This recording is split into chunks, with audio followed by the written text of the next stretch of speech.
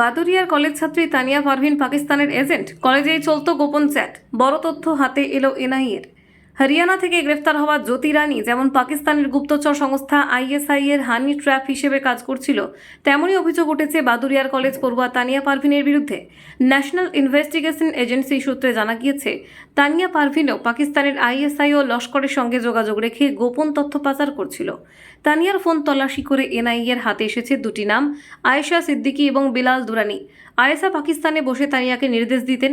আয়েশার বিরুদ্ধে চার্জশিটে লস্করের কমান্ডারের পরিচয় উল্লেখ রয়েছে।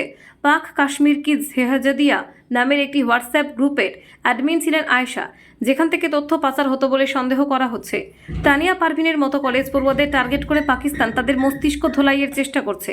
মেয়েদের ইউটিউব ও সামাজিক মাধ্যমে অ্যাক্টিভ থাকার সুযোগ নিয়ে আইএসআই হানি ট্র্যাপ করে গুপ্তচর হিসেবে ব্যবহার করছে, এমনটাই এনআইএ সূত্রে খবর। এদিকে ইতিমধ্যে জ্যোতি মালহোত্রা নামে ইউটিউবারকেও পাকিস্তানের আইএসআই এর এজেন্ট হিসেবে গ্রেফতার করা হয়েছে, যিনি ভারতের গোপন তথ্য ইসলামাবাদের কাছে পাচার করতেন।